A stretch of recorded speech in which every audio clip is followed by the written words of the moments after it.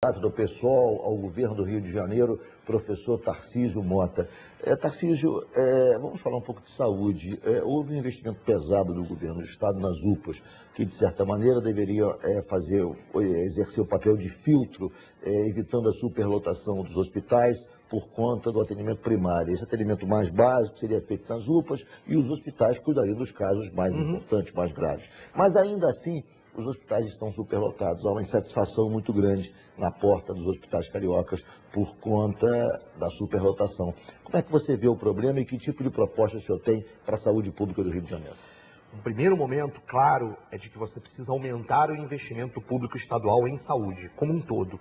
O estado do Rio de Janeiro é hoje, comparativo a todos os outros estados da federação, aquele que menos investe do seu próprio orçamento em saúde pública. Então tem uma questão básica, que é a questão de mais investimento. Esse é um primeiro elemento fundamental. O estado cumpre a sua exigência constitucional de investimento em saúde pública. Ele faz uma maquiagem contábil para chegar no mínimo. O investimento, o percentual de investimento é ditado pela Constituição. Que é o seguinte, tanto no caso da educação quanto no caso da saúde, o que o governo nos últimos 20 anos, nos dois governos, o Cabral e o governo anterior fez, foi, na verdade, pensar mínimo como máximo. A Constituição não diz que o mínimo constitucional é o máximo que ele pode gastar. E, na verdade, quando você tem uma situação de um déficit tão grande na questão da saúde pública, o governo tem que ser mais ousado para garantir o direito das pessoas. Porque tem dinheiro para tudo quanto é obra, para tudo quanto é mega investimento, mas não tem dinheiro para a saúde. O dinheiro da saúde fica no mínimo. Na educação é a mesma coisa. Então, assim, para ser claro com relação a isso, tem mais investimentos. Não tenho dúvida de que a gente precisa investir muito mais em saúde. E isso significa, por exemplo, inclusive recuperar o poder do próprio Estado da gestão do processo de saúde. Acabando com o processo de privatização das fundações, das OS. Isso está errado porque você subordina a saúde à lógica privada e à lógica da mercadoria. Então, o que acontece? Tem o SUS, o Sistema Único de Saúde. O papel do governo estadual é o papel, inclusive, de poder coordenar os vários espaços. Ele confere e dá apoio técnico e financeiro aos municípios que não têm condições de ter o atendimento básico, mas o papel do Estado é interligar as UPAs aos hospitais, dando condições para que recebam a situação. O que nós vemos hoje na situação das UPAs é o seguinte: o paciente entra, tem dificuldade às vezes de ser atendido e volta para casa porque não tem vaga nos hospitais. Esse gargalo da passagem do atendimento básico para o atendimento de média e alta complexidade é o que precisa ser resolvido. Você precisa reequipar o Instituto Vital Brasil, o Laboratório Noel Núteos, uma série de coisas que fazem parte da saúde estadual que estão sucateados ao longo do tempo. Concurso público, retomada. Há quanto tempo não se faz concurso público?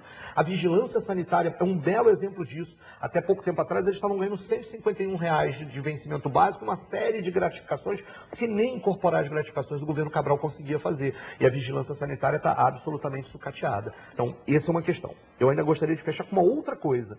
Investir em saúde é investir também na prevenção. E isso tem um elemento fundamental do Estado, que é o saneamento básico. Enquanto a questão das clínicas de saúde da família são normalmente atribuições das prefeituras, no caso do Estado tem um elemento fundamental para melhorar os índices de saúde no Estado, que é investir em saneamento. E a gente tem uma situação bizarra com relação à questão do saneamento básico, falta completa de saneamento básico pelo Estado do Rio todo. E no nosso entendimento, a discussão de saneamento e investimento em saneamento é também investimento em saúde. Eu tenho uma dúvida aí do que você está colocando. Eu achei muito bom o Black Bloc, porque quando ele começou a quebrar tudo aí o Brasil descobriu que faltavam médicos no interior. E aí importou 18 mil médicos. Porque a cidade do interior era uma vergonha, continua a ser. Elas não têm médico, 18 mil para 5 mil municípios é nada. Né? Mas importou pelo menos 18 mil médicos. Descobriu-se, graças aos Black Bloc, que o Brasil não tinha. E eu tinha visto, assim, eu fui a algumas cidades do interior, chegava lá e aí entrava um cidadão e a moça dizia: esse é o nosso grande ídolo, o grande não sei o quê, o grande herói. Era o motorista da ambulância da cidade que traz o pessoal que passa mal de madrugada para os hospitais do Rio de Janeiro. Isso é o que acontece. E não tem, em mais de 30 municípios aí, não tem uma clínica de emergência de noite. O cara passa mal lá, o cara bota na ambulância e manda para o Rio de Janeiro. Aí você diz: os hospitais de Janeiro estão superlotados. Superlotados do pessoal do interior, da Baixada, que vem para cá.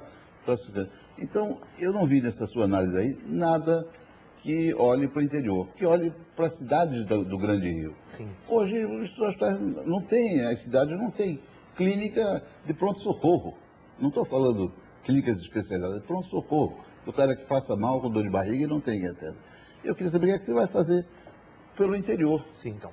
O gargalo está exatamente nisso. Você tem UPAs hoje localizadas em vários municípios, mas você não tem os hospitais regionais de média complexidade que possam receber os pacientes que precisam de atendimento que não tem suficiente na UPA. Então, a lógica é a construção dos hospitais regionalizados, a partir de uma lógica de gestão democrática. No início do programa eu falava disso, ou seja, se você tem os centros de planejamento regionais, eles decidem, inclusive, onde é que o orçamento está sendo investido na construção de hospitais, na contratação de médicos, na contratação de insumos para que os hospitais tenham qualidade no atendimento. A lógica ao se pensar, por exemplo, a saúde é pensar, e aí, quando eu penso em centros de planejamento democráticos, que estão organizados regionalmente, eu estou pensando no interior do Estado. No interior do Estado que vai ter poder de pensar no nosso orçamento e dizer, aqui a gente tem que investir mais num hospital regional, tem que construir um hospital regional, que pegue o gargalo desse processo do que são as UPAs, que são a atribuição do município, mas que o Estado pode e deve dar cooperação técnica e financeira, mas conseguir fazer com que tenha vaga.